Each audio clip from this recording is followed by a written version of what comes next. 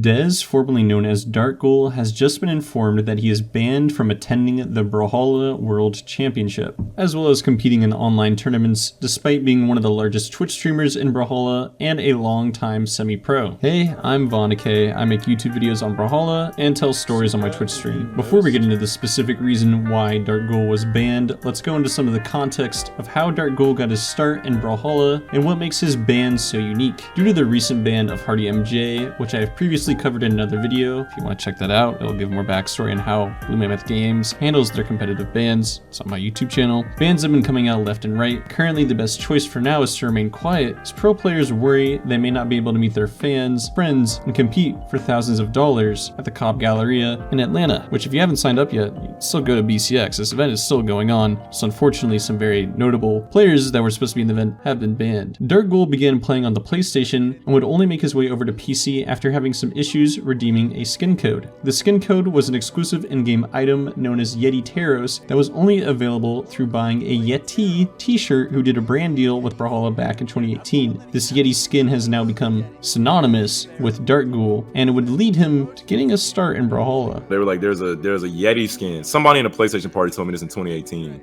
And I'm like, what are you talking about? So I Googled it and I bought it. When I bought it, I tried to type the code in on PlayStation and it didn't work.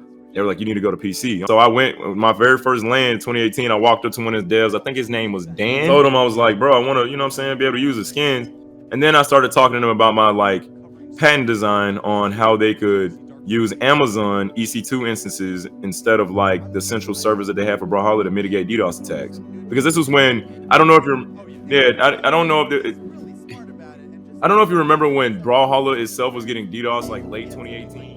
To be honest, DarkGoul wasn't the most technical of players. He relied on Taros' very high strength stat so that when the attacks did hit, they mattered. This strategy wasn't always the easiest since getting the hits was always very risky, as Taros is a very slow character. Especially during the Qatar meta where Qatars reigned supreme for a very long time, it made playing Taros increasingly hard. And he did this all purely for fun. Making it to top 16 and a legitimate tournament was only for fun, and he would just like to catch players off guard with the kind of absurdly strong signature kit that Taros had. And Taros, with this explosively large personality of a character, was synonymous to that of DarkGoul. He was the same on camera as he was off camera, and that's what people like to see. Hey, I don't know any of these guys, so you recognize them? Yeah, you ugly as hell.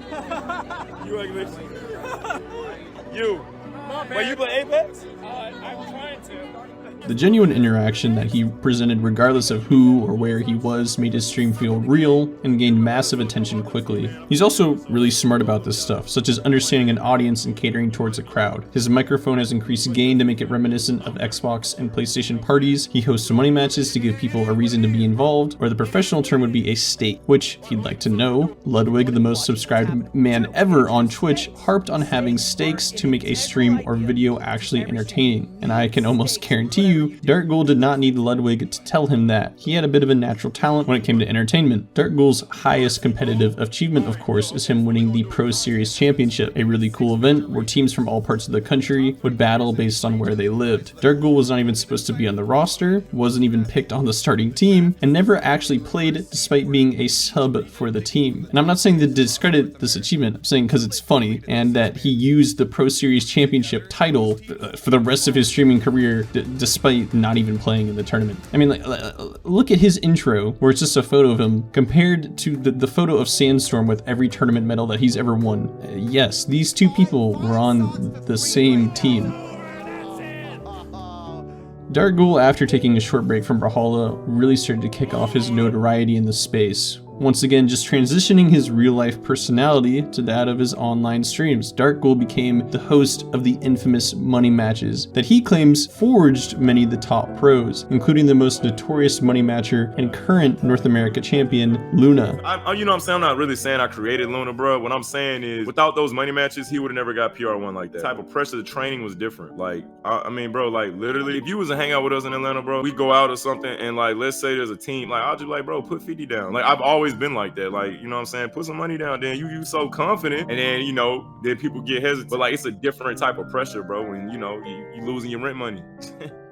So not only has he shaped the future of this game, been offered a job at Blue Mammoth Games for his experience in servers and high technicality success, he was also an instant success on Twitch, streaming Brawlhalla, pulling in hundreds of viewers. But he also just recently, with no warning and done vaguely through an email, was informed of his ban from competition and attending a real-life event for Brawlhalla.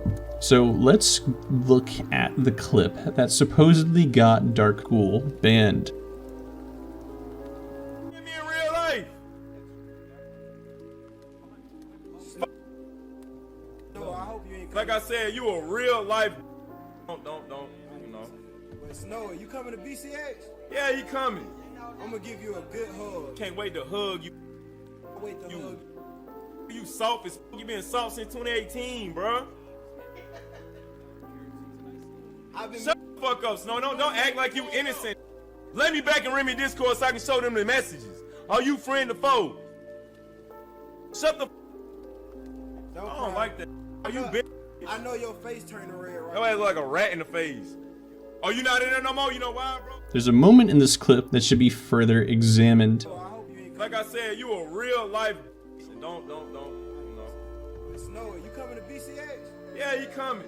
I mentioned DarkGoul's clarity. We know the guy's the same on stream as he is off the stream, and we know he understands his audience. Off the camera, to the right of DarkGoul, you hear a voice begin a sentence. Snowy, I hope you ain't coming, pause, blank. Sentence ends. DarkGoul interrupts him. Presumably, the voice is gonna say BCX. Now, say he did finish the sentence. Snowy, I hope you're not coming to BCX. If he did finish that sentence, that would be a threat towards another participant in person at a real-life event. Ghoul, however, completely 180s his tone here and makes sure to stop his friend from actually saying anything threatening, as he's in full control of his emotions. Ghoul is not some angry, raging fighting game player with zero control towards his audience. His jokes are satirical. This has been a large part of his brand for a very long time, and that anyone that watches him, he makes it known that his online toxicity or beef has always been satirical and then joking manner. He likes to call this memeing about his way with other players. This beginning of a sentence is risky enough to have happen on stream. To resolve the situation, after staring into his friend's soul, Ghoul says, I'll give Snowy a hug. Yeah, we'll give him a hug. Let's sidetrack off this joke, whatever it was going to be, to giving Snowy a hug. Now, to be honest, I'm sure DarkGoul wouldn't have even said anything that remotely has to deal with Snowy physically had someone not stepped in and accidentally, proposed this joke. Because DarkGoul states that if he doesn't like you, just stay away. Don't interact. Why bring the negativity to you? You don't have to. There's no reason to. There's a limit and there's a bounce. People should be able to have their own opinions.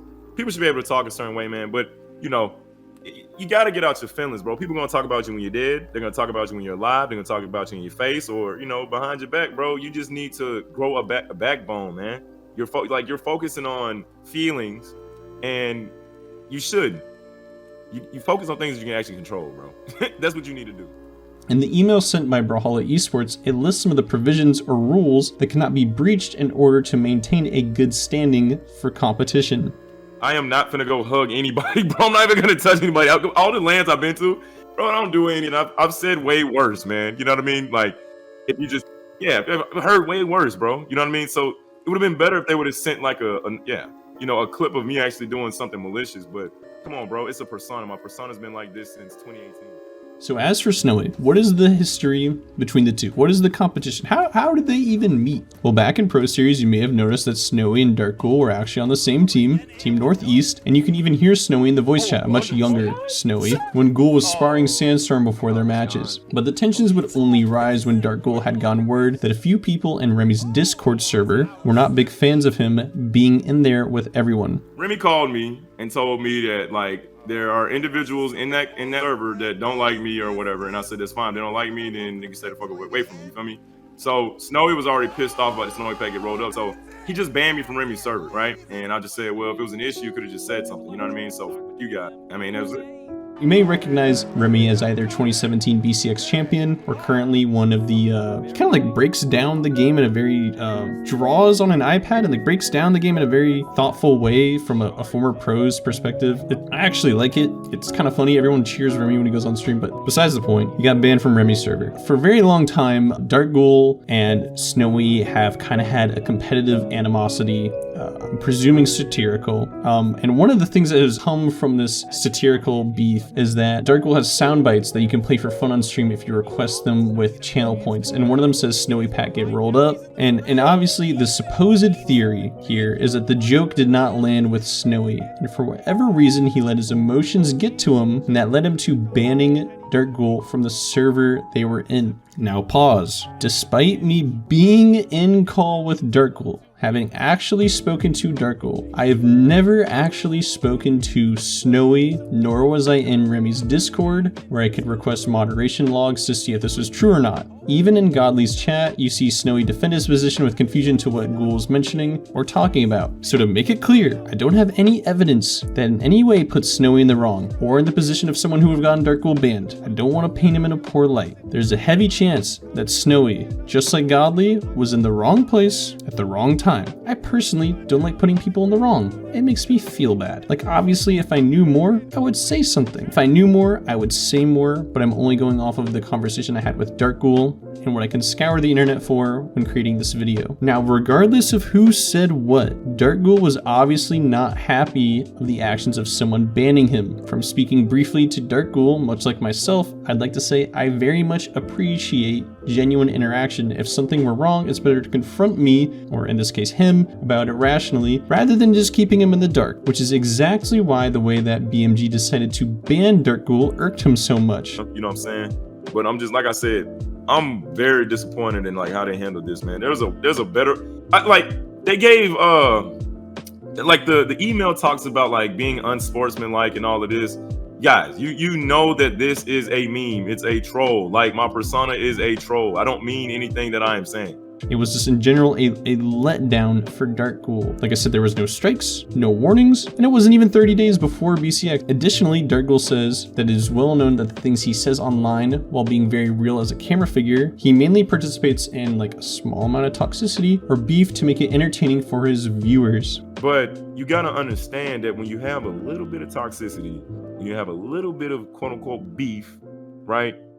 That's how you get viewers. That's entertainment. That's what people want to see. So to summarize, is that they said a player received threat is grounds for a ban. There was no warning, no strike system, just immediate. And in fact, me talking about this could put me in slight risk of that area, but I don't have the moderation logs or auto logs to put Snowy in his position. You know, I think DarkGoul's very intelligent. I don't think he generally dislikes anyone. This is how the thing happened. Doesn't seem to have any future plans with Brawlhalla as of the moment. He's banned until late of 2023 spring, and he may still go into to Atlanta to host a party.